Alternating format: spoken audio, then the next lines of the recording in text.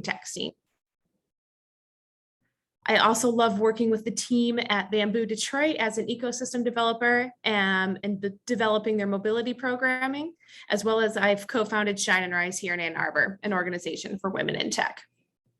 For those of you who don't already know, Purpose Jobs is the Midwest's largest tech and startup community. They connect top talent with purpose-driven companies based on values, experience, and cultural contributions. Founded in Detroit, they're passionate about helping grow the emerging startup communities in the Midwest by connecting people with purposeful companies and their careers. This roadshow event is going to be incredible.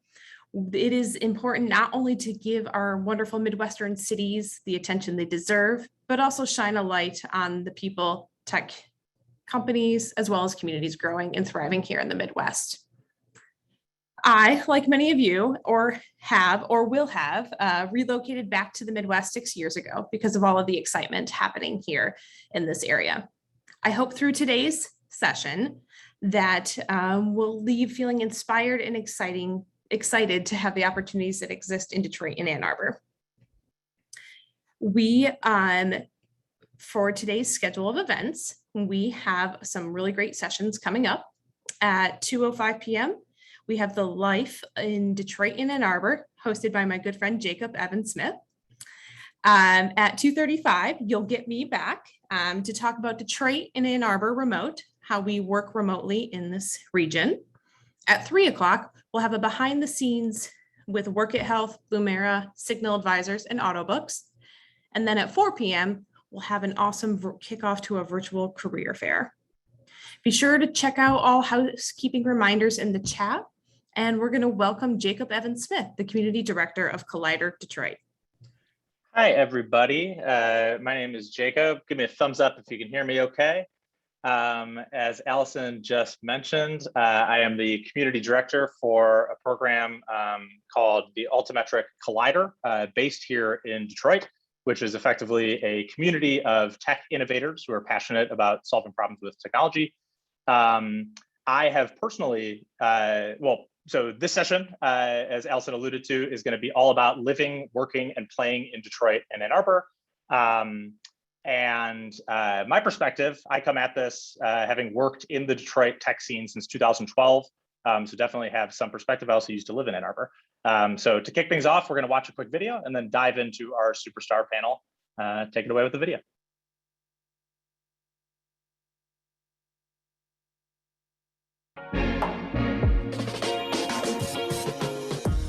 I love the Detroit tech scene. It is definitely one of those places you go and people are like willing to try anything, back each other up. The community is super tight knit.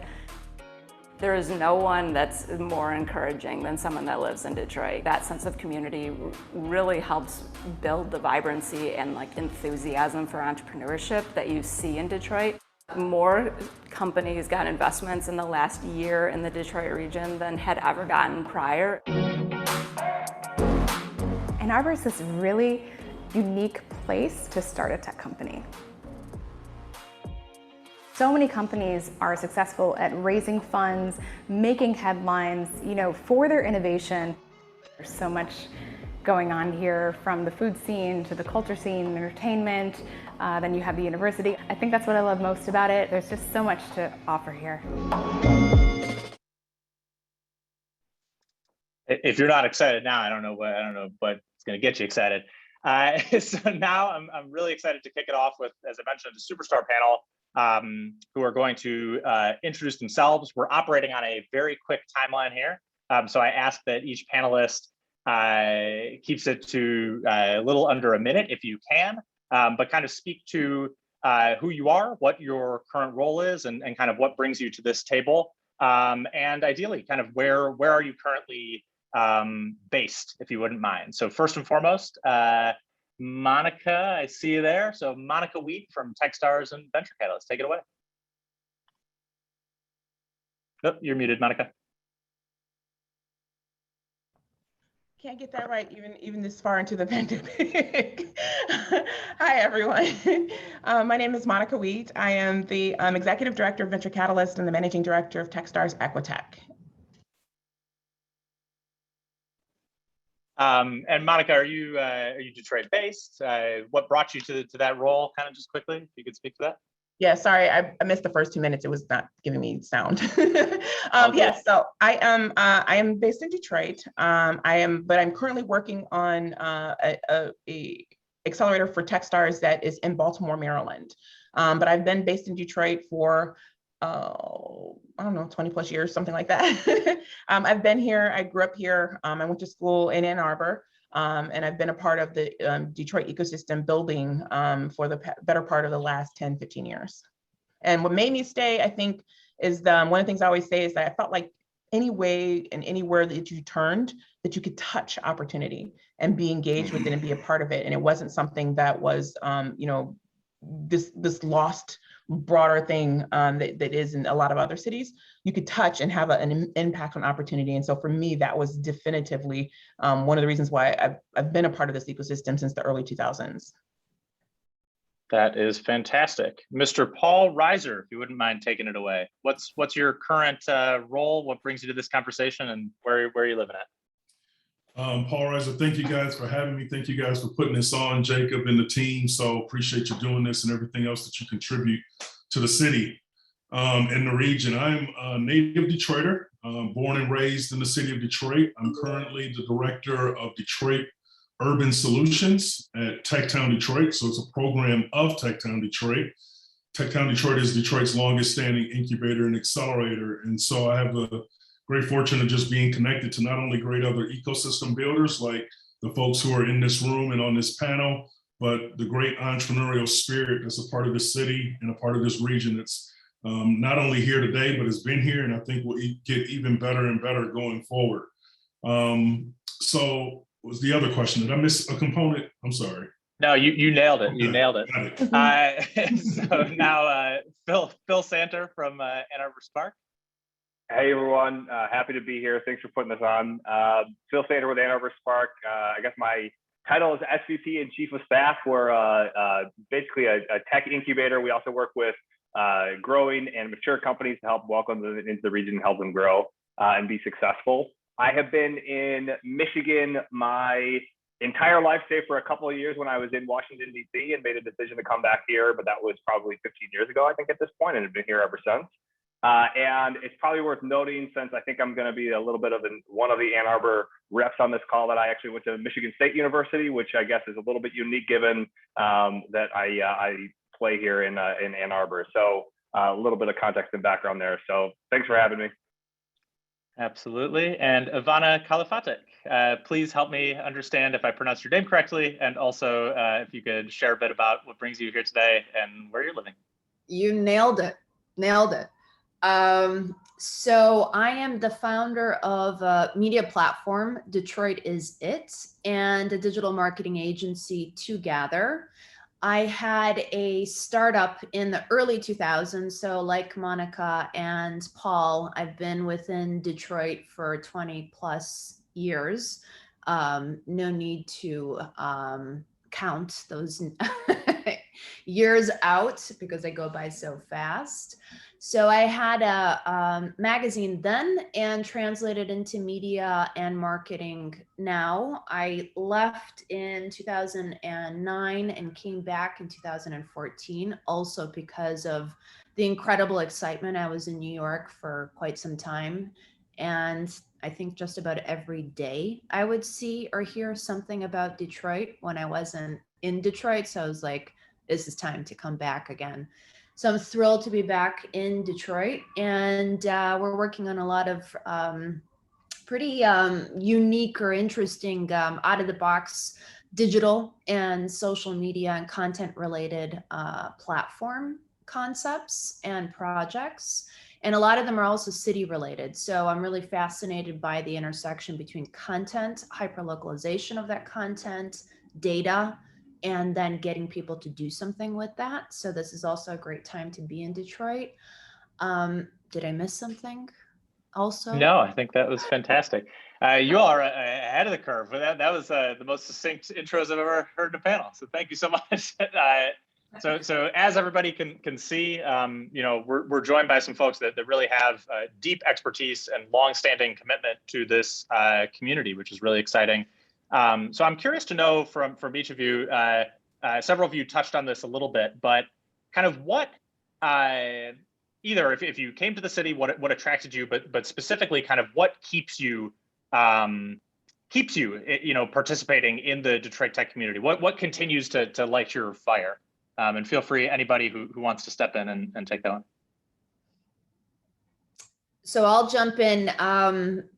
I think it's a lot about the curiosity factor. I think there's so many unique things that are happening within Detroit right now, and there's a lot of presence on Detroit globally and internationally and nationally.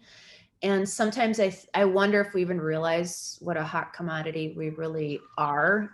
There's just so much great talent and great ideas, and really this curiosity factor that we as a media platform and really focusing in on content and data, it's pretty fascinating for us to be rolling up our sleeves and getting really, deep into the culture and sort of subcultures also of Detroit.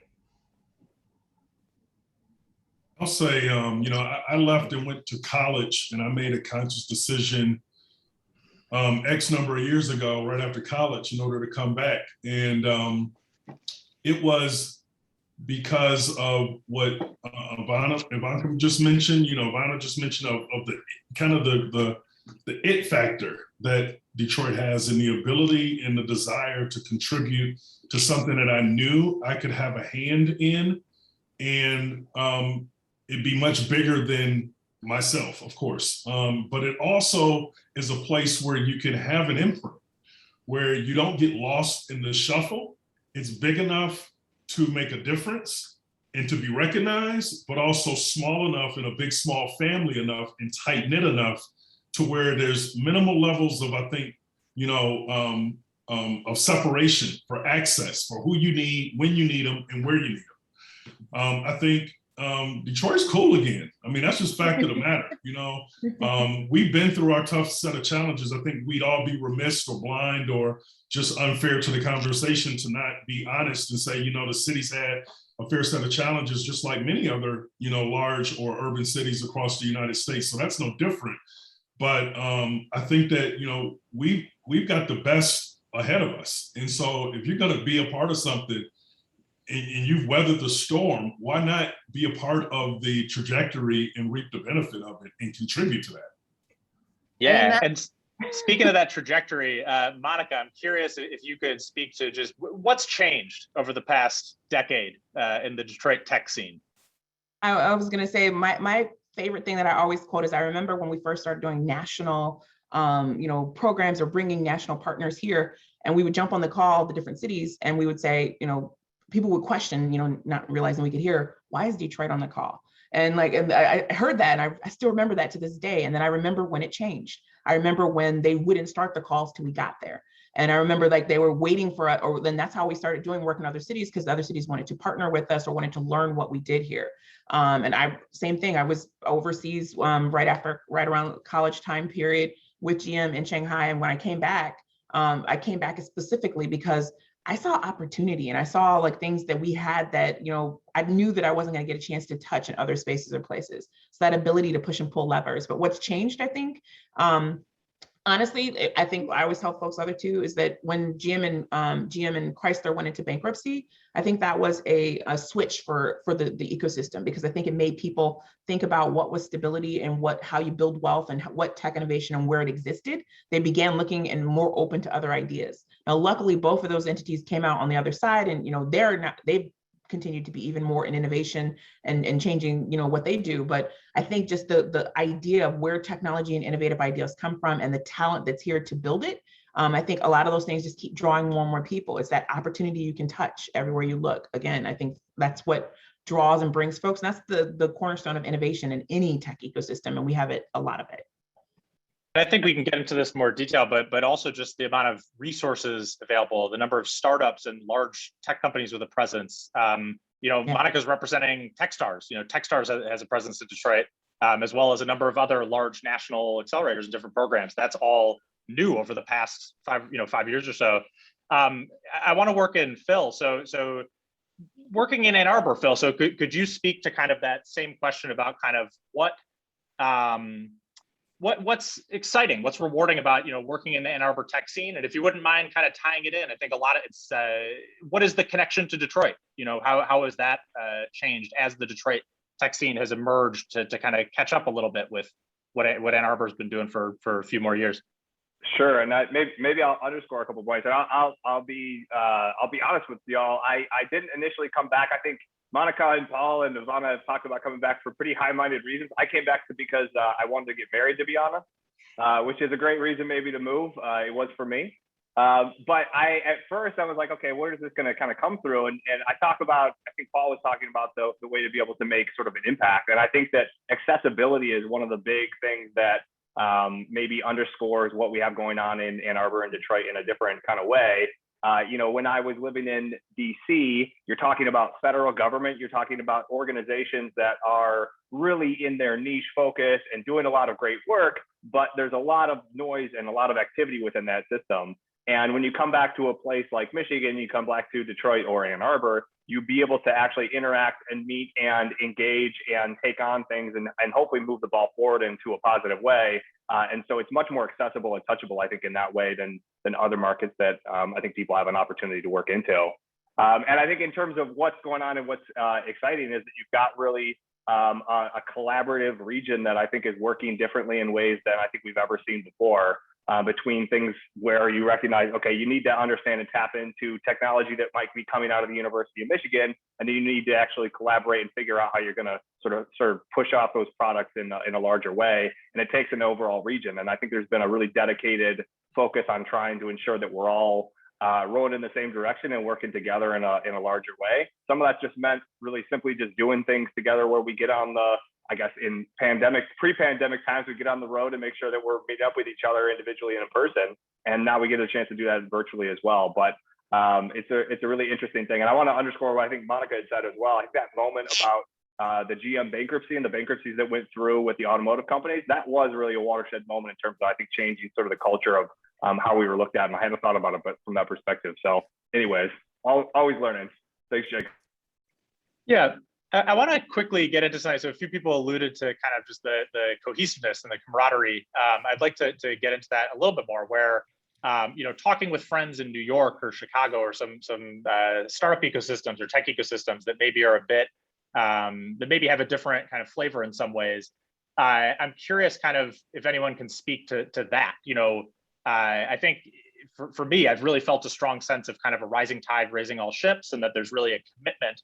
Folks are excited to be part of something bigger than themselves here. That's kind of been my experience. I'm curious if anyone has any additional thoughts to share on that. I say absolutely. I concur 125%. And I also remember the days that, from a trajectory perspective, where it wasn't always like that, where we matured as a region and understanding that, all boats will rise as we work together. That as our region goes, our state goes, and Detroit is really one of those epicenter kind of cities and hubs that has great complementary offerings to neighboring cities of varying sizes. We bring just so much with respect to talent, especially when you talk about talent cost versus quality of talent. Software developers, engineers, computer specialists, the regional tech workforce is amazing.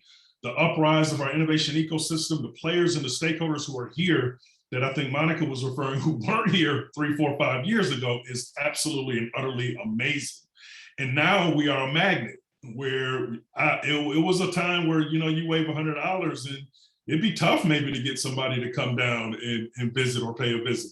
But now we literally almost can't, not that we want to, but it's tough to put a lid on, the number of people and the interest and the excitement and the passion about Detroit and the greater Detroit region, for sure. I think to add to that too, Paul, you're so spot on with everything that you're talking about. I think also the storyline that Detroit has had over the decades is a really big calling card. And we alluded to that a little bit earlier too. From the music scene to architecture to manufacturing to automotive industry. There's so much rich history in Detroit proper, let alone greater Detroit, that sometimes, we forget about it because we're all about looking at the future and setting up sort of this threshold for success based on today into tomorrow. But I think, there's a lot of credit that's due to huge moves and missions that were accomplished within the city that really had a huge global impact. So I think that there's a lot of interest also in the storyline of where Detroit was. Of course, without a doubt, as we've all mentioned, where it's going. But I think, there's a pretty nice beauty in honoring, what came before us and why we're here and how we got here. And that's also something that I think we can all give a lot of credit to. So much of the hard work that's gone into putting the city together. And also, I think there's just a lot of excitement. I mean, Detroit's in the news. It's been in the news in a really good way for quite a few years already, which is exciting. Thank God. It's not on the negative side, it's on the positive side. So those are huge accomplishments, and also accomplishments on the state side and on the city side. These were tremendous opportunities that were really bridges that were gapped. Or gaps that were bridged a couple of years ago that really they laid the land for us now to be able to sort of move forward in a really positive way. That's fantastic. And you just made me think of also just the idea, and Paul, I think you can speak to this particularly well, and Monica, it's not as if we're just saying, come work in Detroit. It's like San Francisco, but you can live in Detroit. Detroit has unique strengths. So in addition to the unique community that we're describing, there's also various industries, like Ivana mentioned, with the auto industry and the emerging mobility tech sector, with healthcare, with manufacturing. I suppose, Paul, you're probably the best to speak to that directly. Could you touch on kind of how you've thought about leveraging our industry's strengths with your work? Yeah, absolutely. And I think it's a matter of often just kind of looking in the mirror and looking for what your strengths actually are that are right sometimes in front of you. So it's sort of the forest for the trees kind of analogy sometimes. Things like, obviously our our automotive and our intelligent transportation and our mobility sector is huge and will always be. And we can leverage and build off of that. But, the talent from a design and engineering and manufacturing spirals into so many other elements. A lot of people don't know Southeastern Michigan obviously is best known for automotive, but as a state, healthcare is our largest industry. We're surrounded by 27% of the fresh water in the globe. So to not be the champion and the leader in anything relative to water tech and or maybe sustainability, from an expansive perspective, is this huge opportunity and upside. But it's absolutely spiraled. Like you began to mention, IoT and hard tech is another thing. Really building on the physical strengths, the engineering, the design, and the maker kind of mentality and historical, leadership that we've had spirals now into this new industry 4.0 or 4.x or whatever you want to call it. It may change tomorrow, but now that's a foundation for us to build on and to be a leader. So. And I'll say this and I'll turn it over to my colleagues, but again, challenges or being not first is huge opportunity.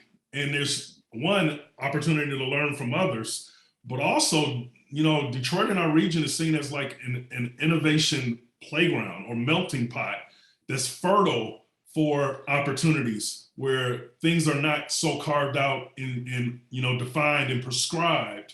Like in maybe some other cities. I definitely would agree with that. I think in the beginning, we made the same, to be honest, again, we made the same mistake that a lot of other cities did, is that we tried to take Silicon Valley culture and supplant it here. And some of those initial efforts, that's why they didn't work, because they didn't take advantage of our strengths and they didn't take advantage of all the things that were good for us. But to Paul's point and a few others, we were the first regional office for the USPTO. Because they already knew that's how many patents were coming out of this area. That's how much innovation was coming out of this area that they wanted to take advantage of and have an office here in the city so that they would have closer access to folks who were developing different things.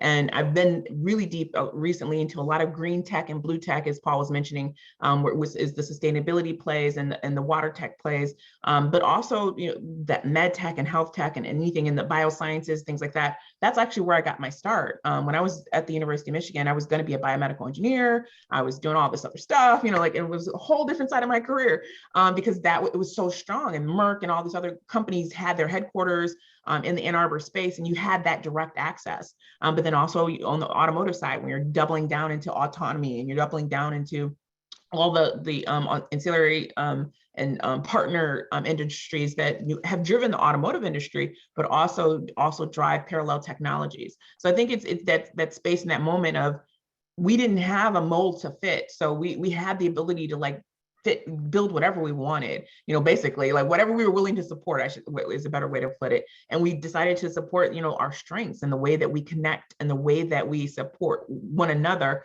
both in rooms where we're together and just, so many people and so many of the opportunities that came my way and the ways of my partners were for folks being in other rooms and saying, I know a person for you, and having those advocates, because we were all collectively doubling down on building our community. And I think it was something that served us well. And Monica, just to add, if you could add, so you formerly brought the Backstage Accelerator to Detroit. You're now doing the Techstars Equitech.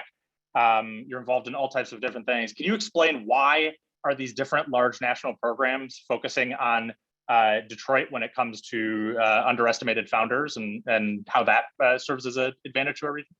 It's exactly as Paul mentioned. It's like us figuring out what are our strengths. So if we know that we're a majority, like the Detroit city, obviously in the Detroit region, is majority minority city, largest majority minority city, especially for African Americans in the country. That coupled with, like we were mentioning before, all the levels and the ways that we are not only adequate but competitive from a tech and innovation standpoint.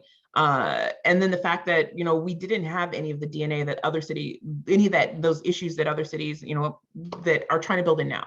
A lot of the ecosystems that are quote unquote further ahead, they're now trying to add diversity into their ecosystem. They're now trying to solve for gaps in how they build companies and that kind of thing. And it's been proven multiple times that diverse bodies are more competitive. Diverse bodies have higher revenues. Diverse bodies are coming at solutions from points of views and ways that other folks are not able to do it. So in some of those places, whether it's our DE&I programs or whether it's our more general market programs where we're doing like a startup week, or we're doing like right now, there's this Babson thing, there's the launch, there's TechCrunch and those things, and whether it's on the DE&I side where it's Backstage and it's Afrotech and it's those kind of things. And both of those spaces and places, we were able to prove the point, and it became a blueprint that allowed a lot of other cities to want to partner with us and to work with us because we figured it out, quote unquote.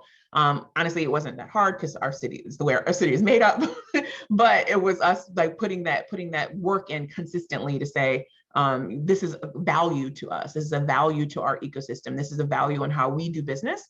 And starting from that perspective, helped drive a lot of the decisions that brought a lot of the national partners here, and just folks who are looking for smart ways to invest money and smart partners to invest money with. Phil, I'm curious if there's anything you wanted to add about Ann Arbor and what how Spark approaches this in Ann Arbor. I think it's interesting talking through I'm thinking on the industry component and kind of where there's overlap, and I'm thinking about the history of where some of the industries have emerged that kind of are touching different areas, and sort of see that creativity go from where it is. I mean, there's been a long, I think Blumira is going to be on this part of this panel later on. You think about sort of the cybersecurity cluster that's emerged in the Ann Arbor, Detroit area over time. And some of that actually goes back to the history that you have within the University of Michigan years and years ago. And it's taken all that time to be able to kind of develop and merge into something that is, really productive and relevant today with a lot of the startups and success that have come out of that industry. But then you think about it as it relates to what's going on now within, say, the mobility area, you're going to have, as cars become more connected, more collaborative with each other, there's going to be obviously cybersecurity components that are related to that. And you're thinking about what is the type of industry or what is the type of opportunity. So you almost think about these things that are coming up that are part of like the traditional, what would you think of as it relates to Metro Detroit? And you think about the automotive industry, and you think about those areas that we've had success as well, and kind of where can those things merge and sort of be supportive. And so it's where we're trying to think through what can it look like in terms of making sure that we're being able supportive of those areas few years down in the future, and how can we leverage the the thinking, the assets, the the expertise that you've got in your backyard to be able to move those areas. And I think that's just an indication of the type of opportunity that you have in sort of the market that we've got in the region.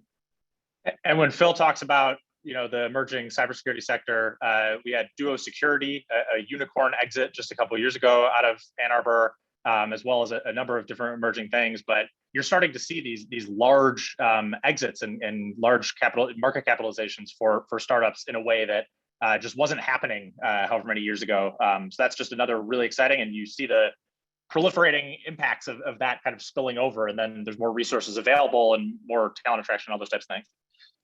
So we're running tight on time. We've got 5 minutes remaining. So now I want to go.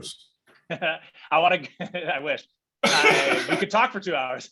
But now I want to go into the lightning round and make a pivot away from talking about work and shift to talking about fun. So Ivana, I know this is something you think about a lot with Detroitisit and curating exciting events and things happening locally, and I'm sure you all think about this. So if you could please give me something that's particularly fun for you in Detroit, maybe a restaurant or a venue or something you enjoy doing, as well as something that like in the community that's exciting for you. Give us some highlights of what you enjoy doing in Detroit. Oh my gosh, the list goes on and on and on. We actually have a list called the IT List that's all about that question that we post weekly. I would say I'm a little old school, and I love what's going on with the new round of food. Selden Standard, I think, is just fantastic. The bar is fabulous, great place to have a drink. Carl's is pretty cool also within the downtown area. A lot of hidden gems, I think, within Detroit. You kind of have to go get in your car, get on your Mogo, and sort of explore the city and just fall into places. I mean, there's amazing jazz bars and blues bars. Raven, by the way, for somebody that hasn't been yet, go, go, go. Plenty of great nights there. I think on the community side, number one, of course, our friends at TechTown. I mean, there's amazing things that Paul and Ned and team there do on a daily basis. Build has some great programs and projects that they put out, and a lot of female-led programs that they do. And I think in terms of kind of doing things outside, getting back on your Mogo again, DeQuinder Cut is amazing. The riverfront is, oh my gosh, how lucky can we be to share a border with another country on the river? So there's just a slew of things to do. Yeah, and I would say, so everybody feel free to drop in the chat. What's your favorite fun thing to do in the city? And we could take that. So we have just a minute remaining. Sorry, y'all, that I didn't, that I got a little jumbled on time here. But for Phil, Paul, and Monica, if we could broaden it a little bit and just any final thoughts for somebody who's considering living and working as a tech professional in Detroit or Ann Arbor, excuse me. Ladies first. I was just going to say, I think now is the time. Because of the pandemic opened the world for us, now's the time to take advantage of a space and a place like Detroit, where the quality of life is high, the tech innovation is top notch, but there's a community that's building that you can have a direct hand in. And I think those are all three things that you're looking for when you're looking to build a company, fund a company, invest in a company, partner with companies. That area, I'm a child of both sides, Detroit and Ann Arbor, so definitely looking forward to inviting as many new folks to the mix as possible. I'll jump in and say,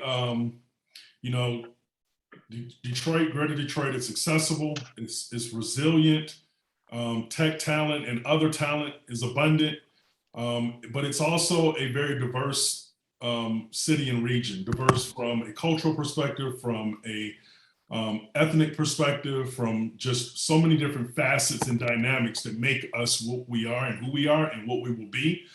I also say, and this is a quick nugget, I'm biased and I come from a history of music in Motown. So please denote that in 2022, we do have a $50 million expansion of the iconic Motown Museum, which is a huge magnet for anyone who loves any form or genre of music, but it's going to be a transformative campus, and the video is online for you to take a look at the overfly for the new museum rendering. And I'll just, maybe I'll be really brief here and underscore all the points that have been said. Reach out. I don't think you'll find nicer people than you will in Michigan. And then I guess my final tip would be, you can't come to the Detroit area without getting a coney dog and some chili cheese fries. So you have to do that while you are here. You are not coming to the Detroit area unless you have one of those on your visit. Beautiful. So first of all, thank you so much to all of our panelists for not only your insights, but also your conciseness as we packed in so much great information into such a short amount of time. Thank you so much. We can keep dropping fun things to do in the chat as I introduce our next session. So we're going to go ahead and kick into Detroit and Ann Arbor remote work with Alison Todak, who is the Director of Platform for Plymouth Growth. Alison is amazing and deeply knowledgeable about the community in Ann Arbor and Detroit, and you're in good hands. So without further ado, take it away, Alison. Thanks so much, Jacob. What a fun panel. I'm gonna have to screenshot this chat with all of these great recommendations that are coming our way right now and add them to several weekends of to-dos. Alison Todak, back at you again from our quick intro earlier. I'm Director of Platform, as Jacob said. I'm growing for Plymouth Growth, or growth equity investor here in Ann Arbor. Also dabble a little bit with Bamboo Detroit and Shannon Rice. I'm excited to bring to you our second panel of the day, Detroit and Ann Arbor Remote.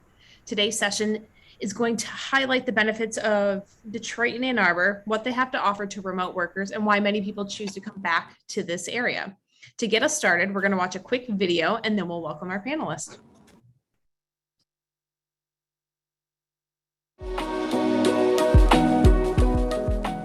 When you think about mobility in a town like Ann Arbor and in a university town like Ann Arbor, it's plentiful.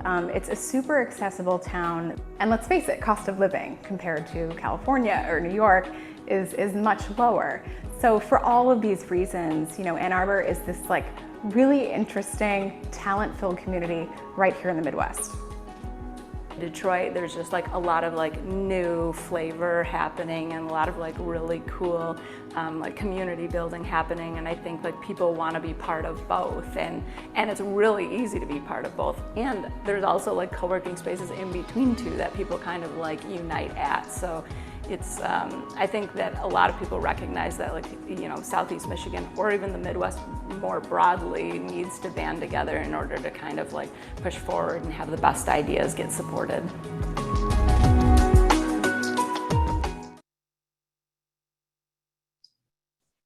100% agree. And for those of you who don't know, in my former life, I was a managing director at a co-working space, all about that remote life. So I'm excited to dive in a little more with our panelists here. We're welcoming three wonderful individuals to our virtual stage. Our panelists, Mykolas, Lindsay, and Peter. If you could all give us a moment, unmute yourselves, share your name, current role and company, a brief career history for our audience, that would be great. All right, I can start. Hi, everybody. Thank you so much for having me on the call today. I'm Lindsay Kilbride. Okay, I can talk quickly. I'll make this brief. I grew up in Shelby Township, Michigan, about an hour north of Detroit, graduated with an engineering and math degree from the University of Michigan, and I'm back in Ann Arbor now. Moved to Chicago, worked for Bain, and then was one of the first employees at a little tiny startup at the time called Trunk Club, which grew to be quite a big thing over the 8 years I was there. So I was their head of sales, recruiting, and eventually expansion. My husband and I moved down to Dallas to open the first office outside Chicago, had 3 little kids down there. And when I left Trunk Club in the spring of 18, I began consulting for other venture-backed startups, trying to figure out what I wanted to do next. And we knew we wanted to be closer to family. My husband is from Chicago, and again, I'm from the Detroit area. So we made the move back here without jobs, without a plan, with family nearby. And I was pleasantly surprised to find it was quite convenient for me to work remotely. So I was working for a company in Fort Wayne, which is a 2-hour drive away. I was then working for a company in LA, and it's pretty easy to get to Detroit Metro from here and on a plane. And then my current role is I'm a co-founder of a shoppable streaming content company called Shopflix, which I'm happy to plug more later and put in the chat. We launched in June, so we're just over 60 days old. We tell great brand and founder stories. And my company is actually headquartered in Chicago, which is another nice perk of being here. My co-founder's in Chicago, and I spend 2 days a week there. So I drive in on Wednesday morning, drive back on Thursday night, and it's sort of the perfect level of work-life integration for me. I love that, Lindsay. Real quick, I guess one follow on. What city/neighborhood do you live in? I live in Ann Arbor, and I'm almost 40 years old, and I still need to do never eat soggy waffles. I'm on the northwest side of Ann Arbor. I was a little nervous about moving back here, given I went to college here, but I don't feel like I'm living in my college town outside of when we go to Michigan football games. It's really nice. We have a lot of space. We have our own community here, but we're also 10 minutes from everything in Ann Arbor, which is great. That is great. Mykolas, why don't you go next? So good afternoon, everyone. Mick Rambus, born and raised in Detroit, 6 Mile and actually 7 Mile in Greenfield, if you know the city. Let's see here, went to Roper High School in the area and then went east for school. Right out of college, did first startup with SoftBank money way back in the day before they were as big as they were. Ended up selling that company 3 years later, went to Wall Street, did some big corporate things and basically ping pong between large company and startups. More recently founded a company named WealthX that we built out of Singapore. So I moved to Southeast Asia for 5 years. We built and sold that to private equity, came back to the US, and then joined Equifax. So I ran Equifax's consumer marketing data division. After that, 3 years later, got bored, left, and really wanted to do something entrepreneurial. Was based in Atlanta. And so Detroit was a natural, right? Family's there, the geography is great, the business climate is great. And so wanted to build something that was kind of an extension of WealthX in some ways. And so now I'm the CEO and co-founder of a company called PrivacyCheck, soon to be renamed Hush. And so that business is all about privacy and security, in fact, for consumers in this day and age. So excited to be doing that from Detroit. And our offices are downtown. I will be ping-ponging between Rochester and Bloomfield personally, but offices in the thick of things. So that's me in a nutshell. That's great. Thanks so much. Yeah. Peter, do you want to jump in? Sure. Pete Baker, part of the early team at Duo Security, as Jacob mentioned, was Michigan's, I think it was first software unicorn right before StockX. I ran the early product design and brand design and creative functions for Duo, named it and did logo stuff and all of that. I think they're still using my mobile app design from 9 years ago.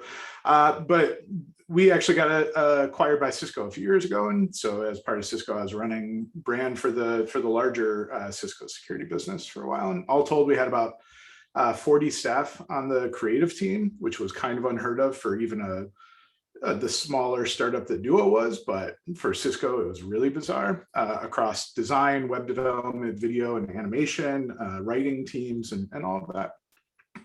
Originally, I'm from a small town in southern Michigan called Blissfield, which is not where BlissFest is held. I went to U of M and then moved to Chicago and the Bay Area for the better part of 10 years before also boomeranging back to Michigan a while back before joining Duo. Similar story, closer to family, didn't want to live in my hometown. Ann Arbor was a perfect sort of compact city compared to the San Francisco and Chicago before that. Prior to Duo, I had been a freelancing designer and photographer and web developer working for clients like Tesla and Herman Miller, Rolling Stone. And more recently, I've been advising and investing in other startups in Ann Arbor and Detroit, as well as on the West Coast. Also a member and investor in Cahoots, the co-working and incubator space, which is how I know Alison, who was managing director in its formative years and kind of got it off the ground. So yeah, I think that's most of me. Love it. Well, Pete, since we have you up, why don't I ask you, so given all, you've lived in so many different places, and I'm sure with all of the great opportunities with Duo and Cisco, you were given the chance to relocate many times. Why keep your roots local to Ann Arbor?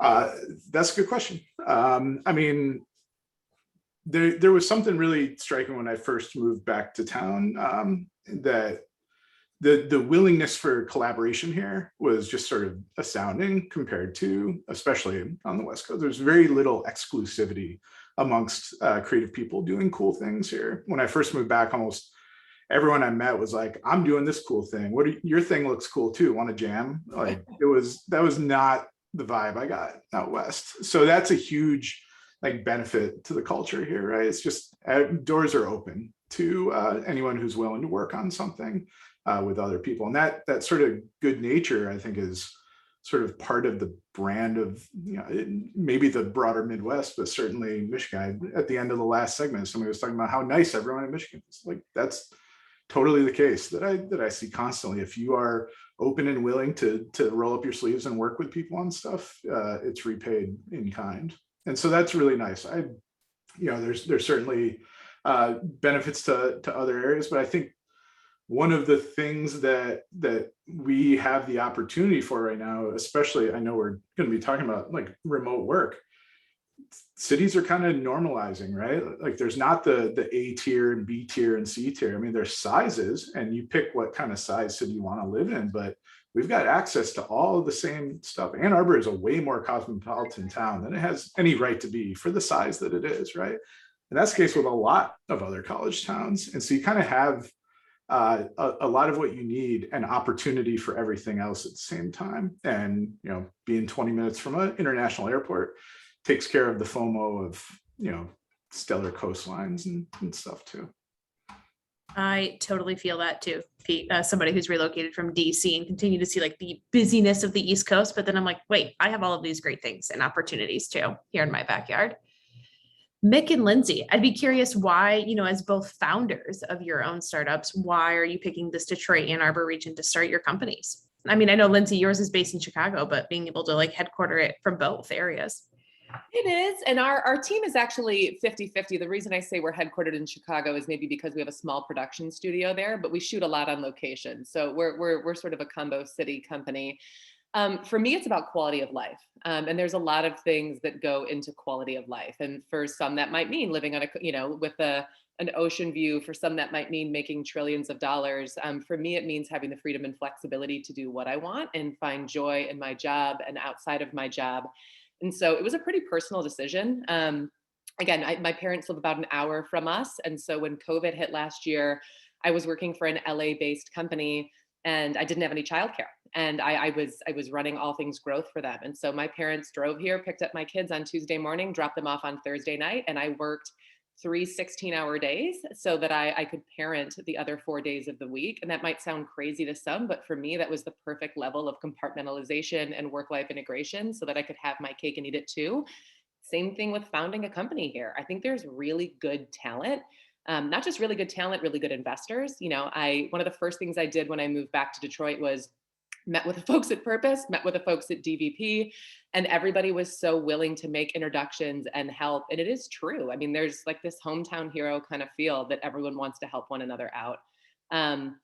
Most of our team is in either Chicago or Detroit area. We do have some that are coastal, but I don't think you have to choose at this point. I think you need to figure out what allows you to live the life you want. And again, for me, there was some combination of kids and family and having a big job, and my husband's an entrepreneur himself, and living here allowed us to have all of those things. That's great. That's great, Lindsay. Mick, is that the same for you in PrivacyCheck? It's similar, of course, right? So I'm from the area, so there is the hometown draw, without a doubt, right? But taking that aside, I think when we think about organization, finding great talent locally, attracting great talent, it's been about the infrastructure, right? I had the good fortune of living in Singapore for 5 years, one of the most efficient places in the world. And Detroit has many of those great foundations. You have wonderful things to do on the weekends, for example, right? Close by or getting out of town. You have a top 10 airport, for example, right? You've got a great talent base of engineering and scientific talent. You have all the foundations, great university system, right? City government that's got it together and gets better by the year. So all of those foundations are there to live and operate very efficiently and to scale an organization. And so for us, at least, that made the most sense. There's a lot of great things happening, and it's the beginning, we think, of where Detroit's going to go. And I say Detroit, the region. There's just a tremendous asset base, right? I'm a MIT alum, right? There are 1,400 MIT alum in Michigan, which is a relatively large number for the other communities. It's, again, great place, great talent. And again, we think it has all the right components to do very well for us. I love that. That's so great. curious, since this is about remote work, I would love to hear a little bit about where each of you do work in these in our communities here locally.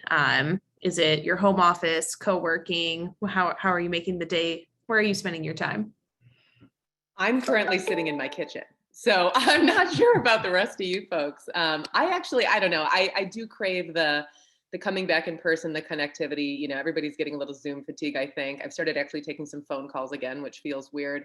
But it's kind of beautiful. Like when I lived in Chicago, when I was working at Bain for a while, I had an hour-and-a-half commute to our craft client on the North Shore, you know, day in, day out. And it was a lot of time, I won't say wasted, but a lot of time spent when I could be getting more done.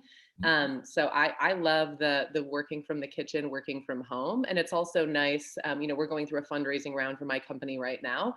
We had 22 calls in the last 12 days for seed round funding.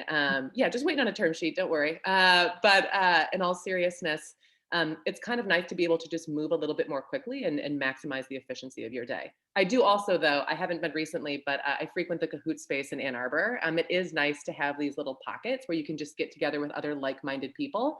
And funnily enough, the space we work out of in Chicago, where our production studio is actually a creative co-working space. So we have a little bit of a studio, but there's also access to set design. And I just love that these little communities are popping up here in the Detroit area too. It's very different than 20 years ago when I was in high school. Oh, that's great. Yeah. Home office, right? So in the basement, have been for a while. I mean, you know, unfortunately due to COVID, but you know, we've always said, look, the office is your laptop, right? Wherever you are, wherever you, that's great. And in fact, our model for our team is we're trying to attract people in Michigan, in Detroit, in the area, right? One of the things we want to do is contribute to the economic resurgence of the area. And to do so, we want folks who are part of the sort of Michigan community. But that said, where they're working, you know, on a boat in the Bahamas, all open, all fine. We do want some of that community that will happen in the office eventually, and we're not there yet. But we do think that over time we'll have more of that, right? And we're excited for it. But truly, we believe in virtual, right? And I think if we look at our team today and where we've got people and collaboration with our clients, it just makes sense. And again, back to efficiency, it's just so much easier that way. I don't think we'll ever go back to the constant New York trips or West Coast trips that we have once had. I think our model is to try to encourage our customers and partners to operate in the same way. That's great. Yeah, so far so good. Yeah. I'm working out of this room far too much right now. Amongst all these books, I fully intend to read sometime. But prior to COVID and all that, I mean, Duo had a really strong office presence and office culture, and so it was really tough to kind of move fully remote. Even though we were a distributed team, the offices were big sort of centers of things, partly because we always landed in interesting communities. Like we had a place in San Mateo that was right downtown San Mateo. We were downtown Ann Arbor. We were downtown Austin. Like downtown mattered for our culture and people coming together. But we were always pretty flexible anyways. We had plenty of people remote. And what I've sort of found leading a team into suddenly everyone going remote, we didn't have to worry too much about like productivity. Suddenly, like people are getting plenty done in a couple of hours a day. So like I didn't have to be a hard on about, getting on Slack at certain times, like everything got done. So it reminded me of when I was a freelancer before and primarily worked from home or worked remotely or worked wherever. The amount of time that we just sort of spend on the stuff around the work is a real drag on not just productivity, but commutes and time away from family and all that stuff. And like my kids coming in and interrupting all the time is such an awesome thing to have happen. I wish they could do that at the office without it being even more disruptive. But yeah, I think I don't think we've quite found the right balance. I think, like Lindsay said, going to Cahoots or having a place to meet somebody else once in a while provides that sort of separation from the place you're at all the time. I don't think anyone's really used to working at home all the time. I don't think we've quite found the right balance because we were forced out quick, right?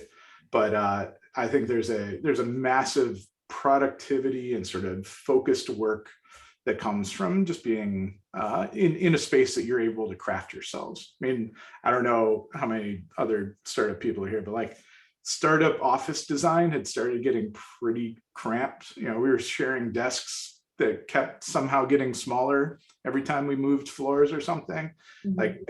The open office culture is not super conducive to a lot of things, but it's great for collaboration. It's great for bullshitting and running into each other. But then we gave everyone headphones at work. It's like, this seems somehow backwards. So now we're on the full other side of the spectrum. Everyone wants to be around each other. We need to find some way of providing a bit of both. Yeah, I totally agree. Going from one extreme to the other. Do any of our panelists here kind of have any thoughts on the future of work as we kind of come back out and maybe settle somewhere in between of where we were back in 2019 to where we are today? I like this middle ground. I mean, we're still working it through. Again, my co-founder and I, we've known each other. He actually got his MBA at Michigan when I was an undergrad. So we've known each other for almost 20 years. And this is his third endeavor. My first as a founder. We started this in COVID, right? So we whiteboarded in with masks on in a co-working space in November. We did fundraising completely over Zoom, and we launched in June. So we've never known any different. Our entire team, many of whom were friendly to us. I mean, there's only 8 of us, but we hired over Zoom as well. What we found works really well. 3 mornings a week, Monday, Wednesday, Friday. We have a 9 a.m. check-in for 20 minutes. We talk about important things happening, what we're doing for the day, and then like different teams, individuals get to lead. And then we try to prioritize at least twice a month getting together as a team, whether that's in small group settings for whiteboard sessions, whether that's everybody coming in to do, I was going to say team building. I don't mean to say like trust falls and things. We're trying to get work done, but to do things, have lunch together, get to know each other a little better. I mean, many of these people I didn't meet for 5-6 months. We only had Zoom calls, and then you meet in person. You're like, do I shake their hand? Do I say nice to meet you or nice to see you? But I actually think starting in this way has been pretty healthy for us because we're able to get our priorities straight, and then we really enjoy these little nuggets of time we get to spend together. I'm much the way I think that corporate culture has become a better defining beacon for the kinds of people that are attracted to an organization. I think the office setup, right, will become the same way. So is this a fully remote company? Is it, look, meets all sizes, all shapes? What's the style? And I think to be seen, right, what that's going to be, but it is seemingly drawing a line in the sand for the kinds of people who want to work at a certain organization. I think we're still figuring it out, right? At WealthX, this is the one in Singapore. We had 13 offices globally, and we never really had a headquarters. And so we're always, we had physical offices, right, kind of hubs, if you will. But then because of the time zones and everything else, we're always sort of on calls, on Zoom, everything else. And so I think we're employing a lot of that same thing now, and probably heading in a direction where we're going to be mostly virtual. We're going to try 3 days in office and 2 days remote. So actually Monday through Wednesday in office, and Thursday, Friday, hey, wherever you are in the world for that matter. But there's a very good chance that evaporates in a year or two, and it's, look, you just go where you're going to go, right? And periodically we have gatherings, let's say in Michigan or somewhere else, where everyone comes together a few times a year. We did that at WealthX, where we flew everyone around to certain locations. But I think it's where we're going, at least for our organization, to move fast and to attract best talent. I think it's where it has to go. I would also add, as much as it's going to take a redesign of the physical space, it also sort of helpfully redesigns the metrics for the company too. If you're results oriented, then the time spent in an office is irrelevant, right? If the things are still getting done, then remote work, in-office work, 9 to 5, West Coast, East Coast, all that starts to become less relevant than, setting up good goals and projections for stuff and advancement. Yeah, I think it's going to definitely fall somewhere in there too. Mick, just like you, my team is doing like 1-2 designated days a week in office, and the rest, whatever works for you, works for everyone else. So I think that's a real interesting play into the new normal. We're about at time, but I loved what Jacob did with the lightning round. So I'm going to do a quick lightning round with you three. Bonus, what is your favorite coffee shop to squat in, sans pandemic? Because we all know that everyone has different levels at this moment of working out in the public. But if you could, what's the coffee shop you love to squat in Detroit, Ann Arbor? Rue's Roast. Liberty or in South Industrial Parkway? Liberty, and they've had tables outside in the street for a while since COVID, but they have the most delicious iced oat milk latte and really good breakfast burritos. But Ruse Roast, it's a lot of fun, and you always like bump into people that are in the startup scene there too. It's a little spot, but it's really neat. Great. Roost Roast for me as well, but also the industrial strip. But like you said, it's a great place to run into people when I'm trying to disappear. The basement at Shinola. They've got a great coffee spot down there. It's dark. There's a lot of corners. That's a good place too. But Roost Roast by far. Love it. Cool. Ash in the Madison Theater Building downtown. Ooh, yes. Yeah, great coffee, tons of variety, and if you ask nicely, Turkish coffee. Ooh, good pro tip. Well, thank you all so much for joining us for this conversation about remote work in Detroit and Ann Arbor. Hopefully you've learned a few things and will, if not have already relocated back to this area, considering it strongly based on our awesome panelists' opinion here today. Up next, we're going to welcome our session with Ryan Landau with the behind the scenes of some of the great companies located here in Ann Arbor and Detroit.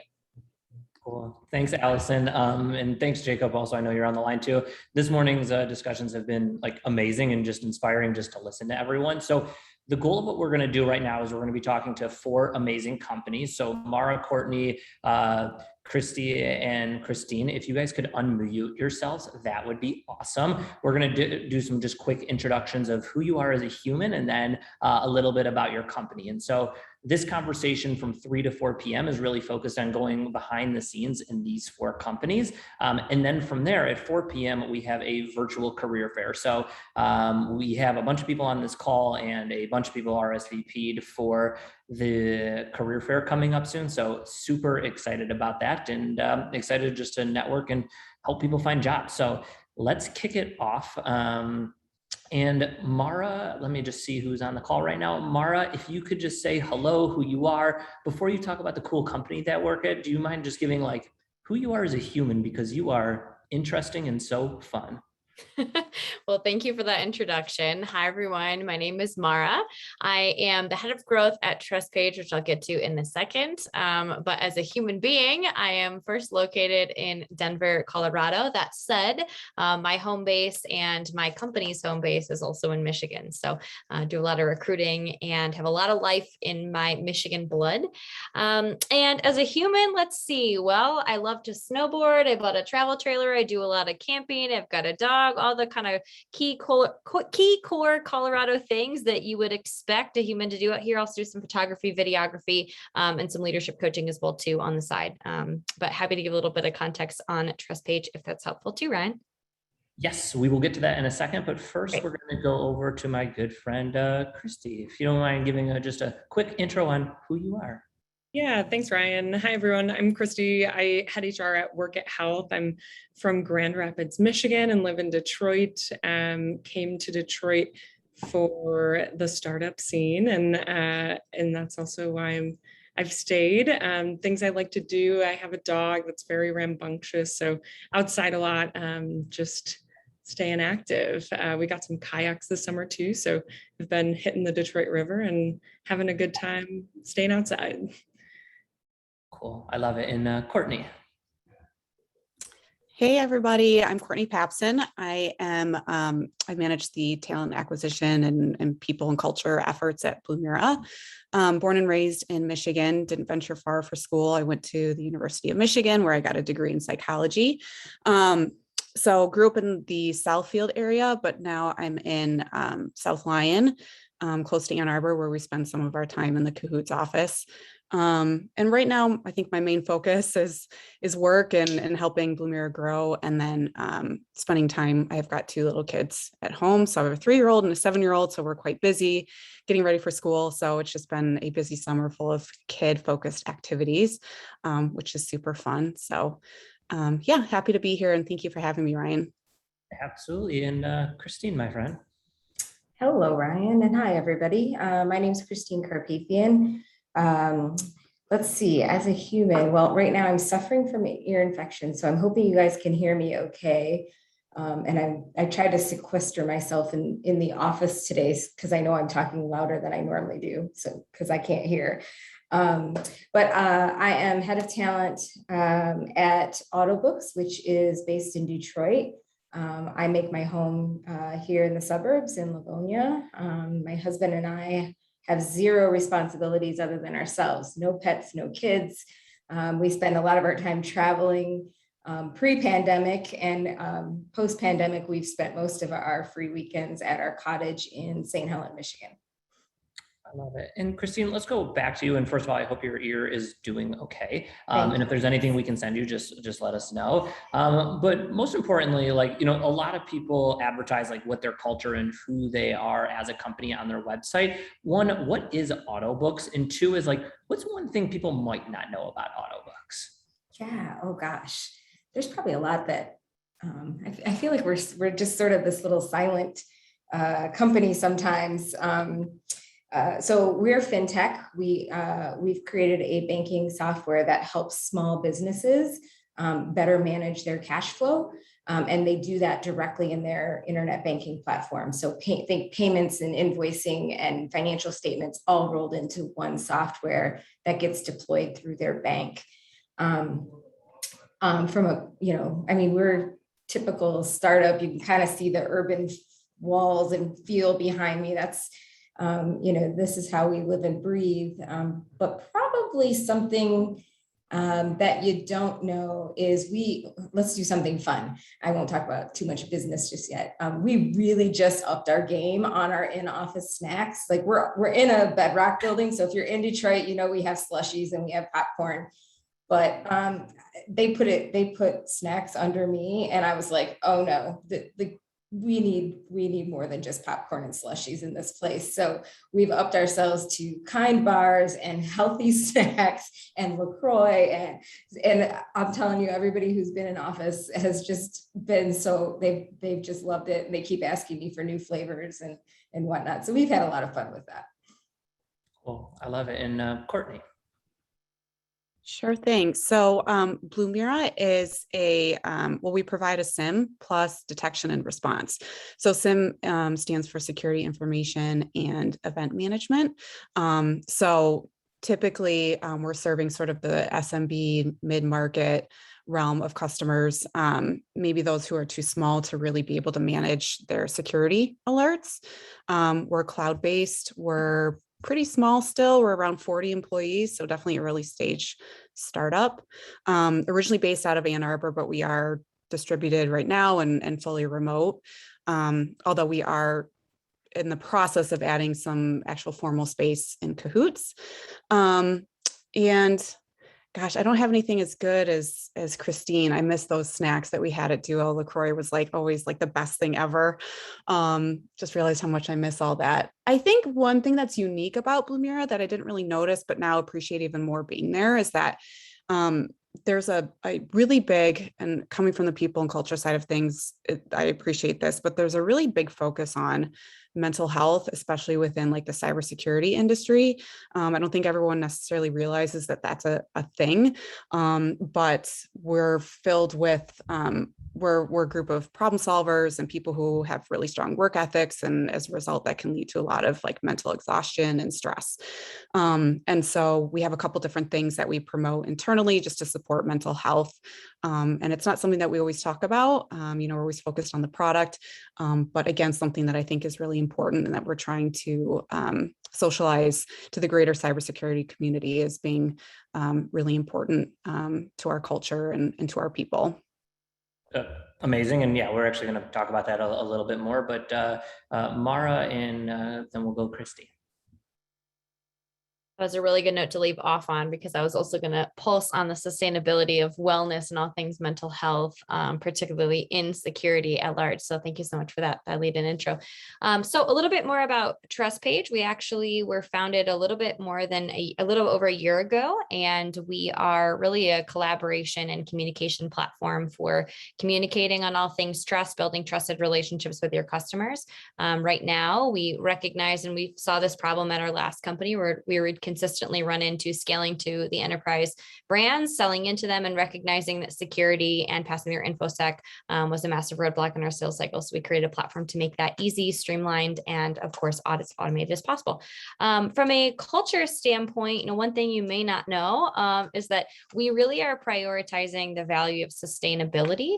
For us, that's not just how do we really look at the impact we're making as a company, as an organization, but it's how do we really build a culture that really pulses on the proper work-life alignment, not just work-life balance, but how do we really create an organization that allows people to have healthy boundaries in work life and play, whether that be things like stipends for exercise or mental health, or setting up at-home offices or healthy vacation policies, whatever it is that looks like. That's a really big pulse of our culture here.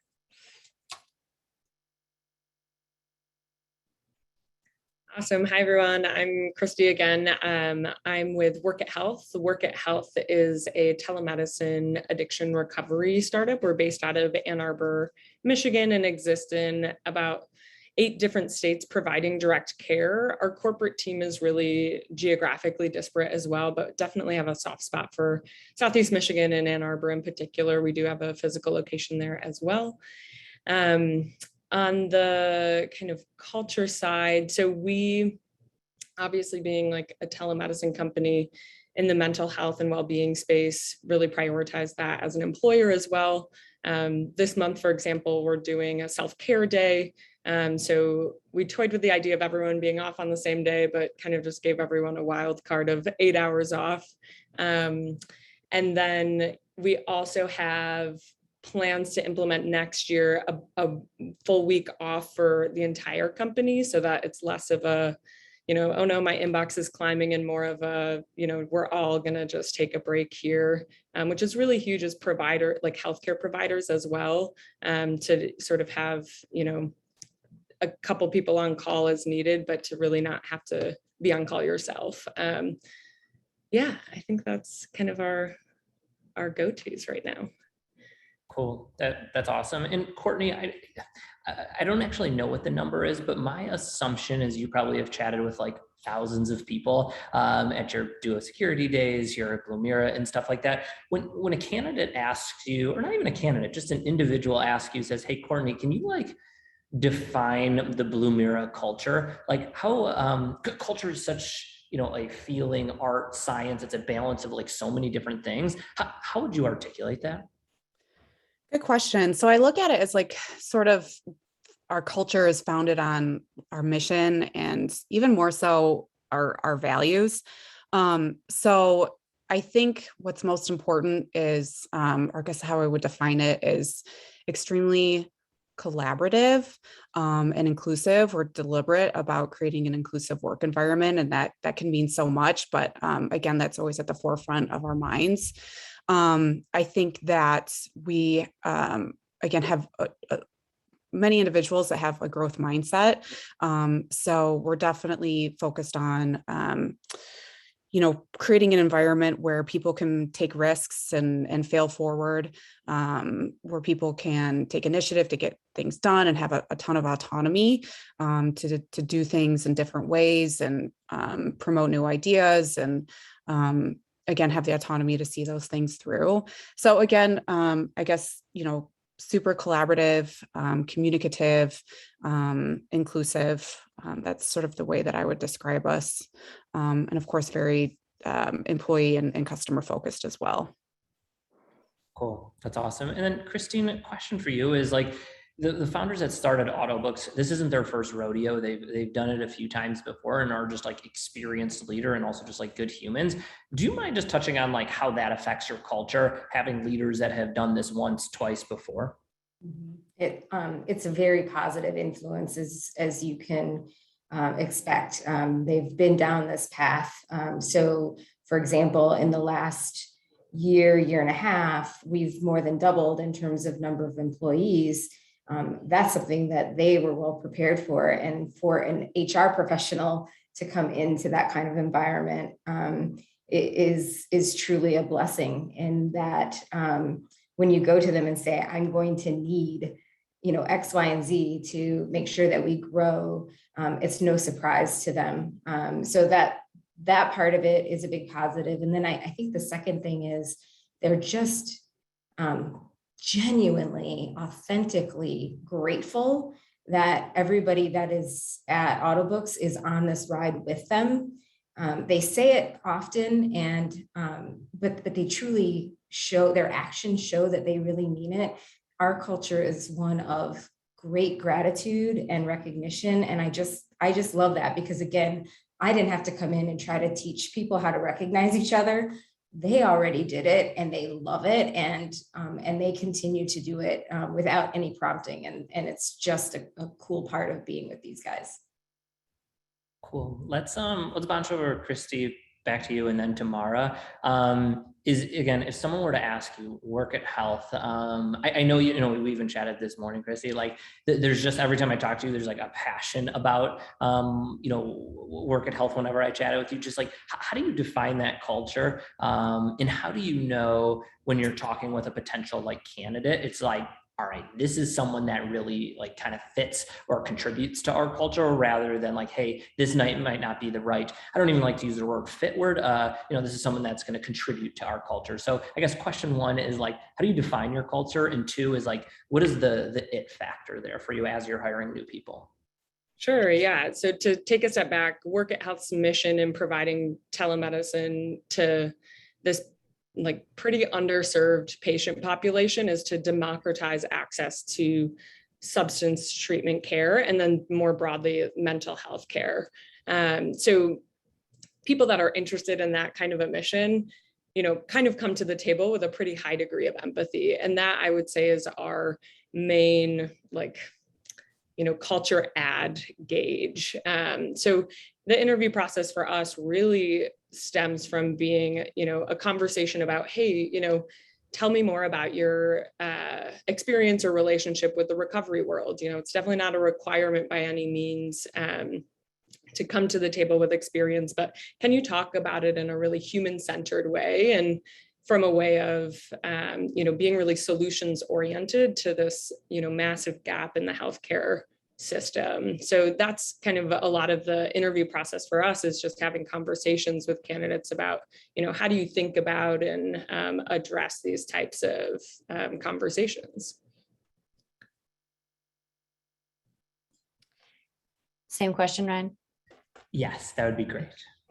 Yeah, I would say from a culture perspective, I think Courtney also pulls on this as well too, that a lot of it really comes down to values. And I think there's certainly a lot I could share around what the values of Trustpage really are and what we're pulsing on. But I think, when I step back for a second and think about, what are we really wanting to create as a company and a business and an organization, it's really reshaping and redefining the way that companies connect and relate and do business together with a foundation built on trust. And so similar to what Kristy just shared, is inevitably you have people that come to the table that maybe have experience either in working directly on that problem from a security landscape, or at least have a connection to what it means to build what I would consider more conscious, trusted cultures. And so for us, yes, that includes things like transparency and operating with ownership and really understanding why. But I think there's almost like a new calibration of without getting too woo-woo on all of you, Ryan will laugh and know that I'll pulse in some like spiritual or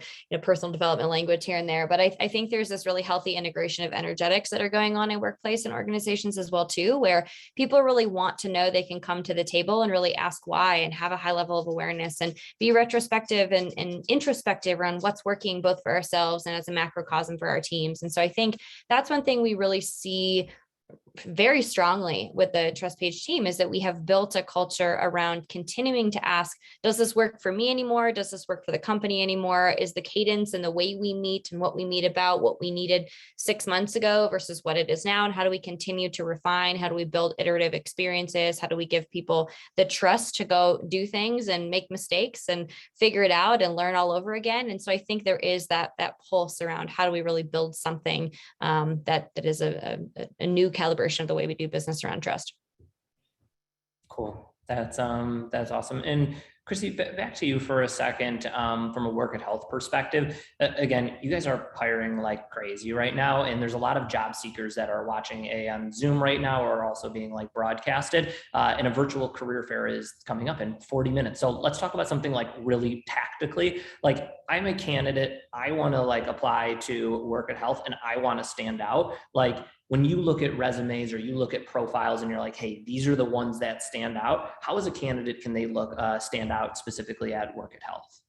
Yeah, I might start by saying what we don't do when we are kind of evaluating candidates. I would say our team is really, for most of our roles, background agnostic. Our clinical side, obviously, you've got to have an MD or like a licensed clinical social worker license for some of our roles, but for the most part, I had our HR department and I studied Spanish. Our CTO has a neuroscience background. So there's just like consistent examples of how, we really evaluate primarily from a culture add and values alignment standpoint. And we'll work with you to, grow in the right directions. And evaluate competencies largely on, are you going to, be really aligned with the mission and the direction of this role?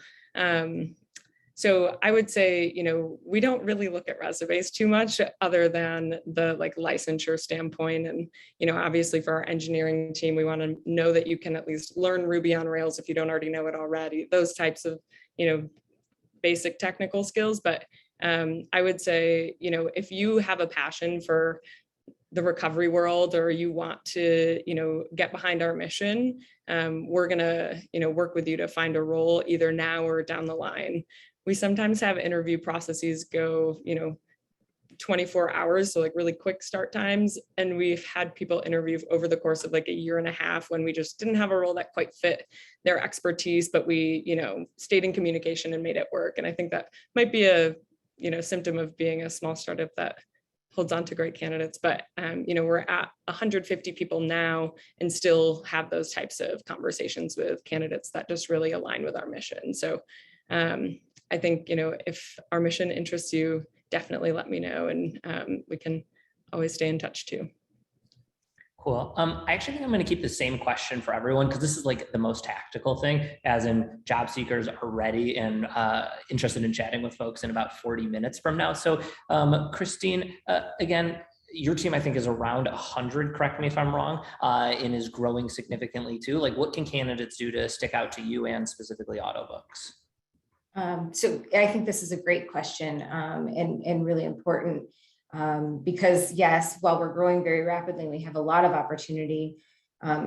It's still a small number of employees overall trying to accomplish what our company is trying to accomplish. And so the importance of somebody who fits culturally, who adds culturally to our organization is really a key. I look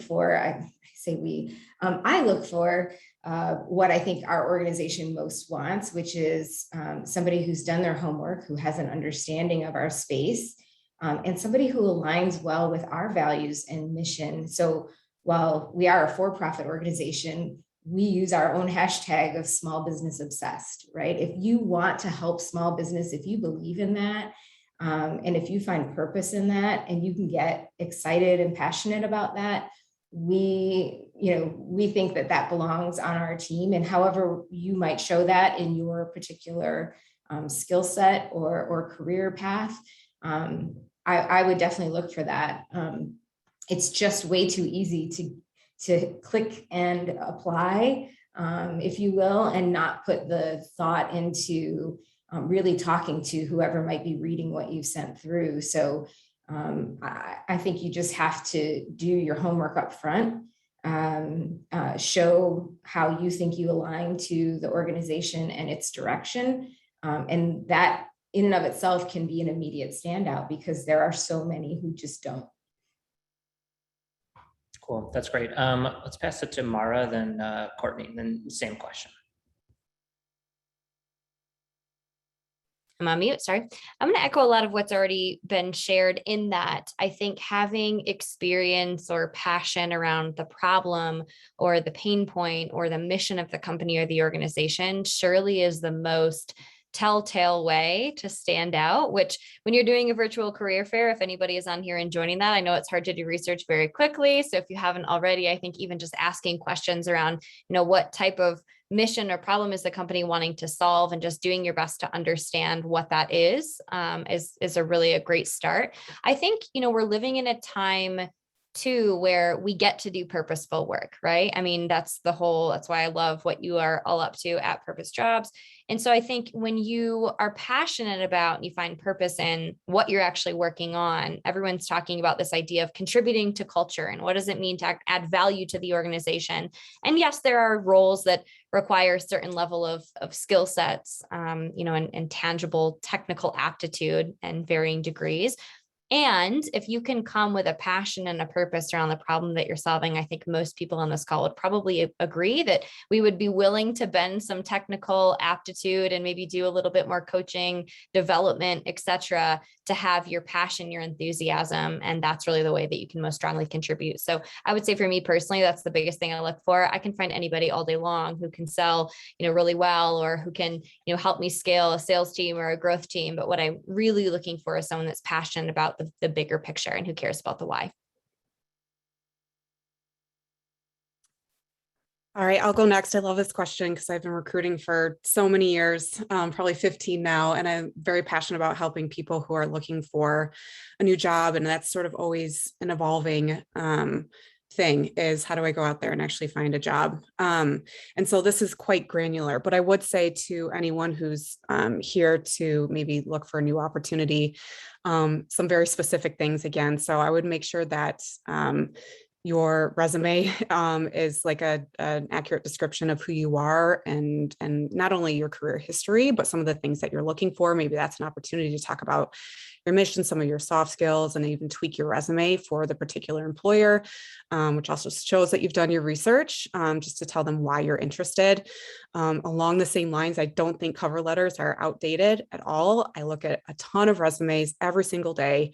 Help grow Duo from 75 people to over 800. So kind of looked at resumes as a full-time job for quite some time, and I read every single cover letter, and that's how individuals were able to stand out. And then I echo what everyone else has said. I mean, if you can get past that sort of initial place of submitting a resume and getting yourself recognized, then making sure that you actually have a good answer. You really are being honest with yourself about why you want to work for that organization. That's really going to come through in those conversations if you have a true passion for what the company is doing and you've done your homework and your research. And then also there's, a ton of networking platforms out there, but I would say it doesn't hurt. Sometimes you have to go above and beyond if you're really interested in an opportunity to set yourself apart from others. So that might be connecting with individuals on LinkedIn. I'm always open to, I have someone who may have applied and then they'll follow up with a LinkedIn message. I really appreciate and respect someone who, again, is kind of going above and beyond. So networking, I think, is really important. And really, again, just helping other people understand again, why you're interested in the position, but don't overlook the importance of actually what you're kind of putting out there in terms of like resume, cover letters, and then your any sort of like networking profiles as well. Cool. That was great. And Kristy, I appreciate your comments in there saying you love cover letters also. So we keep on, which is interesting hearing that from employers. There are some questions here coming in from like the community, and I want to talk about a few of them for a second. And Kristy, we actually might start with you on this one. Let me use some air quotes for a second. They mentioned that there's a new era of benefits going on right now, right? The standard benefits are, kind of like health insurance, maybe a 401k and stuff like that. When you think about benefits from an individual perspective and trying to recruit kind of top talent, are there any unique benefits that Workit Health is thinking about right now or implementing today?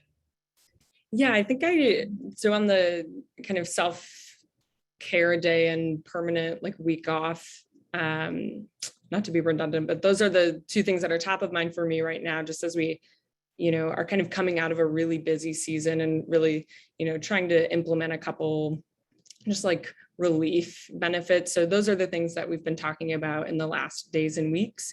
Kind of more broadly though,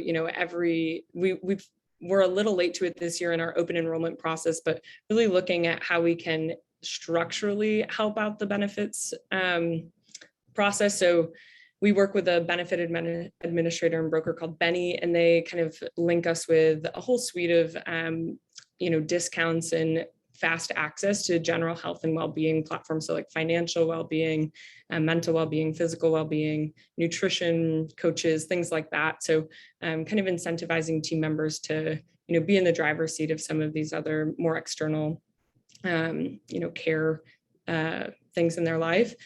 Fertility benefits has really been on the top of our mind. We're female founded. And so I think sometimes we really like to kind of just have that shine as well. Other benefits that come to mind, we always toy with discretionary time off or unlimited time off. The research we've read has said that people don't use it often. And in the healthcare space, it's kind of hard because you don't want, patients to not be able to schedule appointments if their provider doesn't show up or whatever. So we do just more like generous time off and then also kind of leave options as well. Yeah, I think those are our go-tos. Cool. That's awesome. And when I asked the question, Courtney, I saw you like nodding your head super hard. So I'll let you take this one too. And just curious of like the evolution of benefits that you've seen, because you've also probably have been a part of a benefits conversation for a really long time at your dual security days in Blumira. Just curious if you have any thoughts on just like the evolution of benefits, and then specifically Blumira, like what are you guys thinking about from an employee standpoint?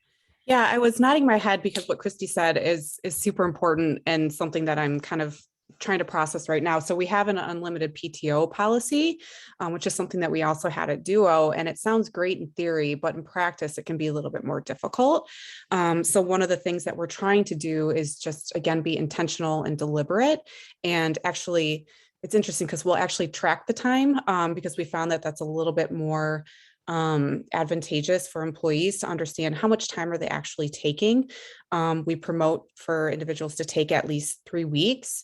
And a lot of that starts with the leadership team too, and making sure that they're disconnecting from work and taking time away and are setting a good example. So it's I think, again, something that's maybe becoming a little bit more common is to give unlimited time off, but also some people do a little bit better with parameters. So how do we make sure that people are actually using that time and understand that it's okay to take that time away?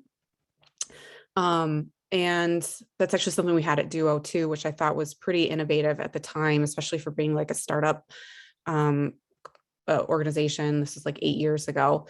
But one of the things that actually surprised me post acquisition, so when we, after the Cisco acquisition, actually learned a ton from them in terms of like how benefits can be different and more inclusive. And one of the things that they looked at, kind of similar to what Kristy mentioned, is they had like IVF as a benefit, kind of not just looking at like the standard, hey, like medical, dental, vision, but there are other things, there are other components to us as human beings. Like, what are the best way that we can have this person show up as their best self at work? And so that might be mental health. It could be, I think we even had time off for like grandparents, for like secondary providers. But yeah, I think as the workplace becomes even more humanized than it was before, especially like during this time of a pandemic and during COVID, it's important to understand like the person as a whole and the things that really matter to them, and making sure that your benefits align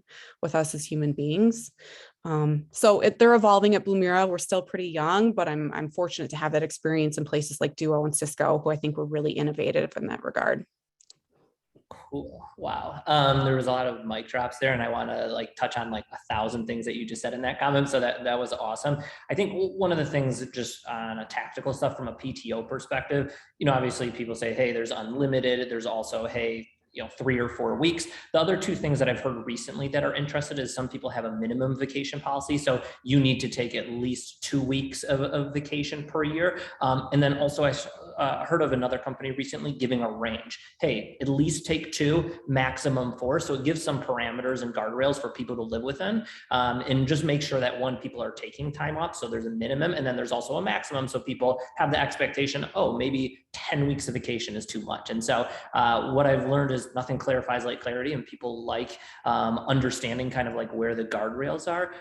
Mara and then Christine, question for you guys. Like, and this kind of goes to the last panel that we just had a second ago. Now that we're in this like remote world, and I know Mara, you're sitting in Denver right now, like how is Trustpage thinking about in office versus remote? Are you guys ever getting together? How is are you guys thinking about that? And then Christine, have the same question for you about Autobooks. What are you guys thinking about coming back to work or staying remotely? So Mara, my friend. Yeah, it's a good question, especially given my lack of proximity to all of you right now. I mean, look, it's a pro and con, right? I mean, I think there are more and more companies that are either moving either in the hybrid or fully remote directions, or at least providing optionality. We're one that is founded off the premise of being fully remote, that we certainly have a place in the Detroit hub where people who are in that location can come and actually co-work together. We envision and believe that as we grow as an organization, we'll probably have, a couple different hubs. So we have a couple folks in San Diego right now. And then hopefully soon we'll have another friend or two out here in Denver. And so we might find these like co-working hubs in different cities, which I've actually seen, at least in the Denver world, is becoming more and more common. Some of the things we're thinking about though is, look, I've joined early stage companies my entire career, under 10 at every single one of them. And there is, however you want to phrase it, there is a little bit of camaraderie that does like get lost in just a 100% remote environment. And so I think we're constantly looking at how do we create that camaraderie in a genuine way that doesn't feel forced, and not everything works for everyone. Some people love getting on Zoom, whether it be once a week or once a month and playing games. Other people feel like that's a lack of productivity and they don't want to be doing that, right? So we're constantly trying to figure out what that looks like. I've seen a couple other companies doing some really cool and innovative happy hours and things like s'mores roasting, or, like drinks or non-alcoholic drinks, or any kind of like tastings of kind. So we're looking at things like that. We also, though, do have very generous remote work stipends that are rolled out to make just you feel like you're really in a nice office, that you can outfit your space to really feel most collaborative to how you want to be working. The company will pay for co-working spaces. So I happen to be in my very zenned out plant-infused home office, but I also have a co-working space I go to.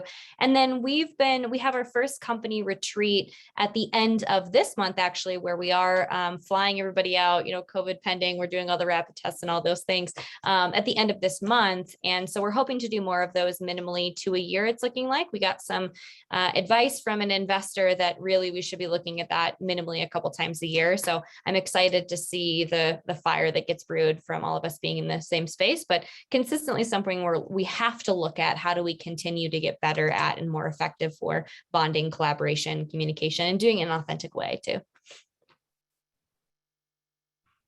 I would echo a lot of what Mara said. I think our approach at Autobooks, being really founded here in Detroit and sort of homegrown, we have our biggest population here, but the pandemic has, really expanded our talent search and where we have found and hired new talent.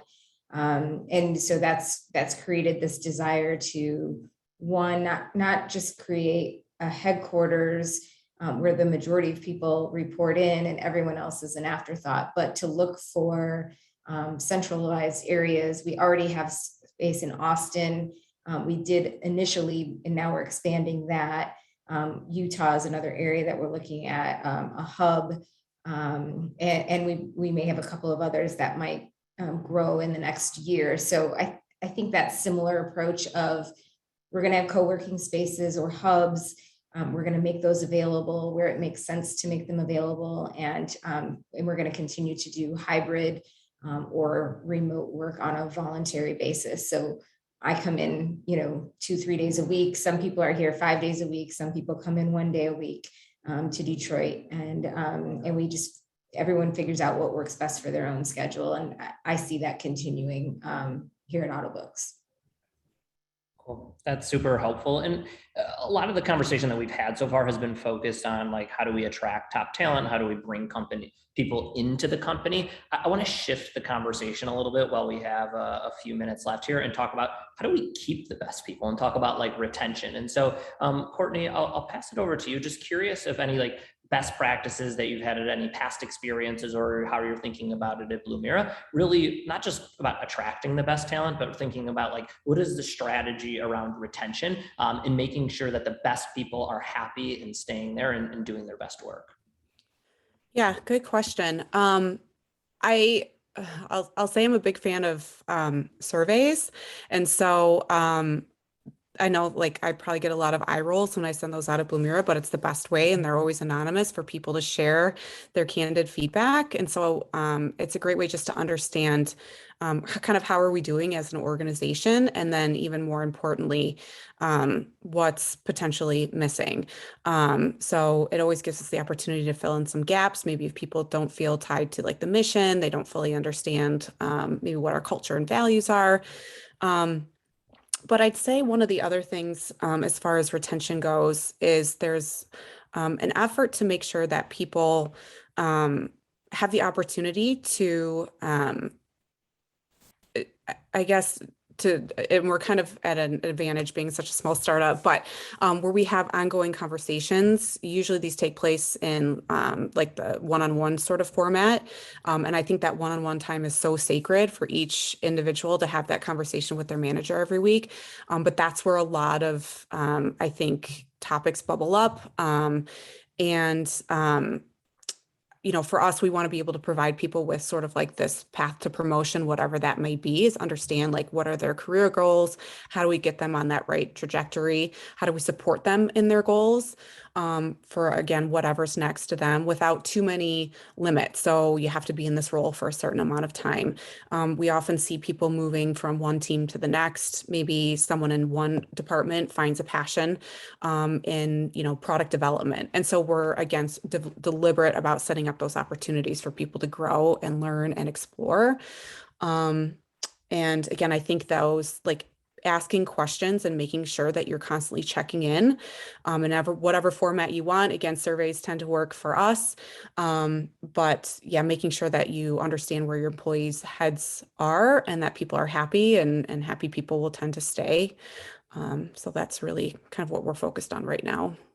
Well, I don't want to go too off topic, but you talked about one-on-ones, and I think those are like really important. Any thoughts or suggestions about how a manager can structure like a really successful one-on-one conversation?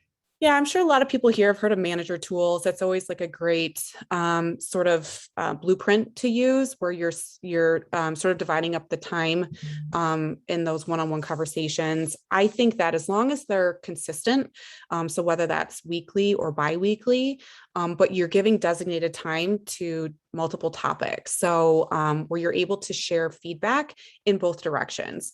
So asking, you know, maybe manager asks the direct report what's going on with them, what roadblocks need to be removed, but then also asking for feedback themselves, like what can I do to help you? And sometimes that's a little bit uncomfortable because you have to have a very sort of transparent conversation. But that's when you discover really what's happening in that employee's mind.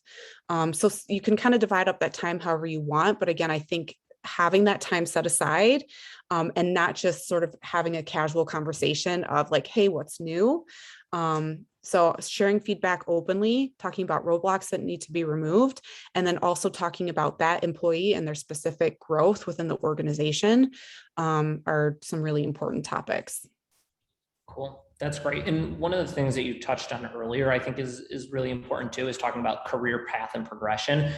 We recently, I think, surveyed about 40,000 job seekers and asked them like, hey, what are they looking for? And out of like the top 3 things that job seekers are looking for, career path and progression was like one of the main things. People want to know that they're just moving forward in their career. And so we didn't know, is it going to be money? Is it going to be compensation? Is it going to be other types of benefits? A lot of those things bubbled up, but I think people, and specifically job seekers, or I don't even call them job seekers because that's weird, just humans, want to make sure they're moving in the right path forward. Kristy, going back to the original question just about like retention, now that you guys are like 100 plus people, yeah, how are you just making sure that you're keeping the best people at Workit Health?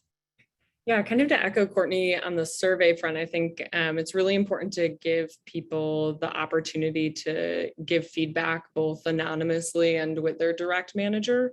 So that's also something we kind of employ. We really think about retention starting in the interview process, though, to be honest. It happens in the first engagements with a team member. I think the 7 days before someone starts and the 7 days after is like a critical period where you're building trust with a new team member. So we really put a high focus on new team members. We have like an ambassador program where current team members or people who've been on the team for about 6 months get paired with a new team member and kind of do check-ins in their first 30 days.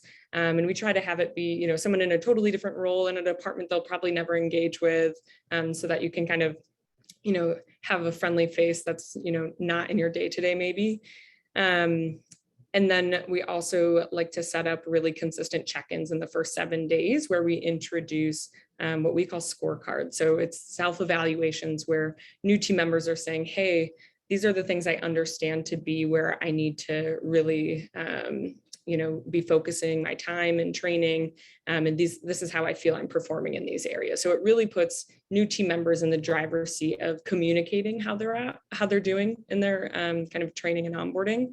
And I think that sets people up for success and continuing to kind of manage up and communicate out, how they're feeling and doing on the team.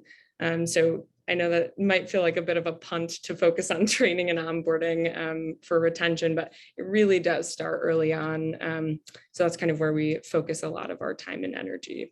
Yeah, I don't think it's a punt at all. I think it's just making sure, it's like any relationship, making sure that you're setting up expectations early on, which is super important, because if you set the wrong expectations and then they're 30, 60, 90, a year into the job and they're like, this is not what I thought, it's about setting expectations early on. So not a punt at all.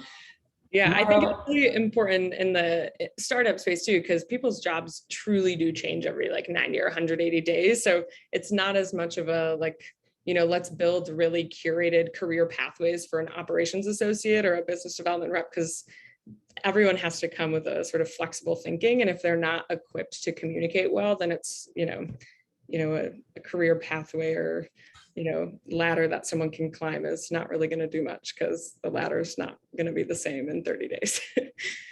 Yeah, same page. Mara, do you guys mind touching on, I know you guys are a newer company, but just thinking about how are you trying to think about just keeping the best people around? And I think we actually touched on it a few weeks ago when we were on a phone call. You're talking about yourself individually. You're just like, hey, a reason I am coming here is thinking about my career progression. So just thinking about, how are you guys setting up the company from this kind of early stage?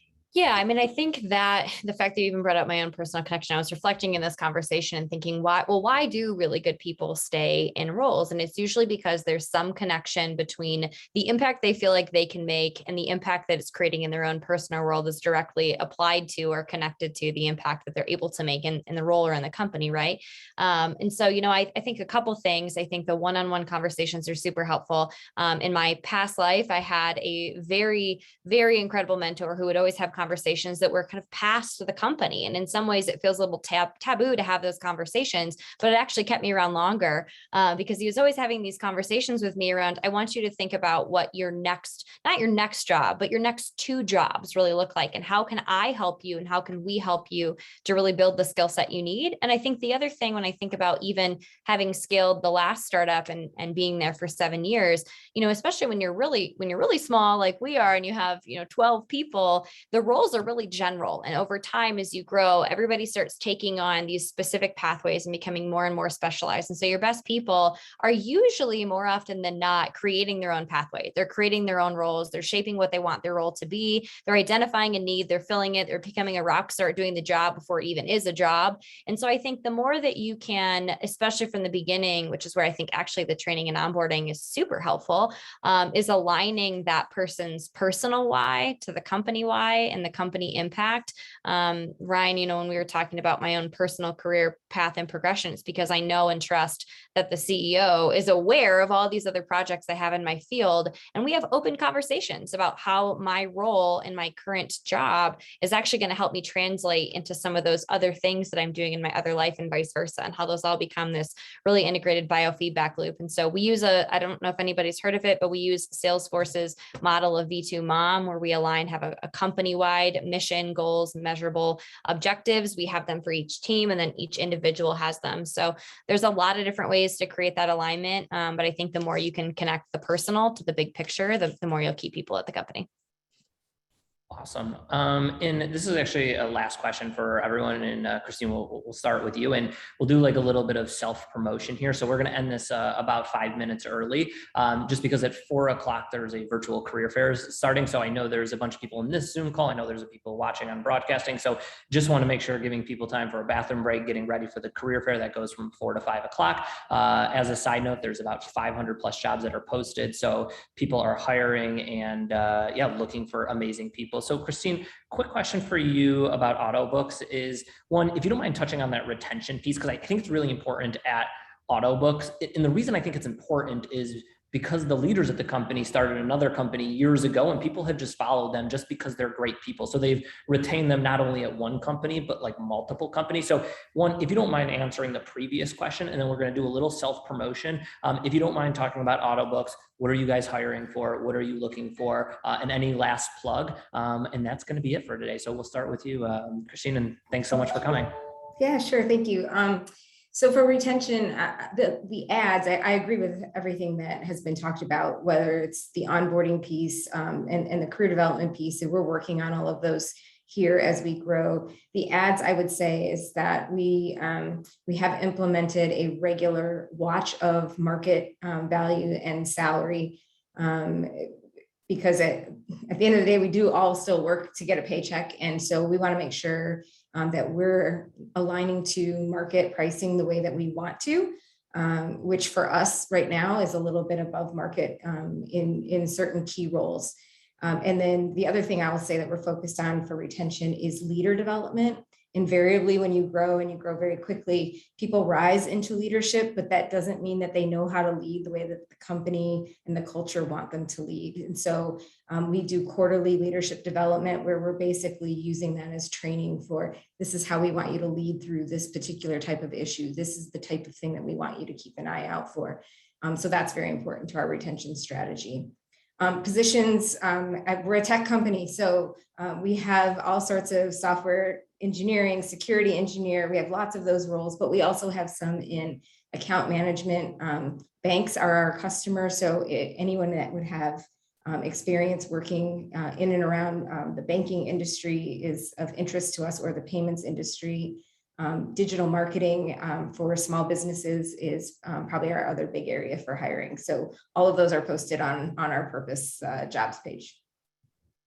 Cool. Mara, my friend, do you mind any last words where people, job seekers, if they want to reach out to you, if they want to reach out to the company, positions you're hiring, any last thoughts? Yeah, sure. So you can find all of our careers on our careers page, which also links over to our purpose jobs page. We're doing a lot of software hiring right now. So we've got an AI engineer, data scientist, front end, back end, full stack. So all things dev. And I'm also very selfishly looking for a growth account executive. So if there's any sales folks on the team, we would love to have you.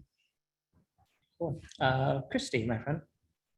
Awesome. Yeah. So we are hiring pretty aggressively on both the clinical and corporate side. So if you have, an MD, an LCSW, if you're an addiction specialist, these things come our way. We're expanding to all 50 states. So no matter the state you're in, we likely will need you somewhere. And then on the corporate side, we're also hiring aggressively on the design and development fronts, product, accounting. We're really in need of a great lead accountant, ideally with some healthcare experience. And then also on the sales front. So yeah, come our way. Great. Courtney. Yes, so we are also hiring for software engineers, sort of at all different levels. And also we're building our product team. So we're looking for product managers. And then we have a couple sort of industry security specific roles, like incident detection roles. So those are all posted. I will just say that we try to do our best in our job descriptions to help people understand that you don't have to be a perfect fit for the position. So even if you just I guess the scope of the position sounds interesting to you and you want to work for a security company, go ahead and apply, especially if you have a willingness to learn and, to take initiative and you're willing to navigate some ambiguity in a startup, then that could still be an excellent fit. So yeah, hopefully that helps. Cool. Yeah, and again, thank you so much for the four of you just coming on here, spending the last hour together, talking about your companies, talking about behind the scenes, what you guys are working on. For me, I actually think the four of us, or I guess the five of us, have known each other all for a long time, and minus the companies, the relationship, and you guys are just like great humans. So wherever you guys go, I'm going to follow. So congrats onto the companies you guys are building and the culture. So one, appreciate your time. If you look in the chat, Hannah, our lead community manager, posted where to go for the virtual career fair. So check out the link. There's some help doc articles. If you need anything from me, just let me know. I'll be sticking on here for a little bit longer, but feel free to log off Zoom. We're going to transition this conversation from Zoom to specifically the virtual career fair app. And thanks again for everyone coming. It's been a great day, and I'm going to give everyone 5 minutes back in their life. And yeah, everything starts at 4 o'clock. So thanks a lot and have a great Tuesday. Thanks, Ryan.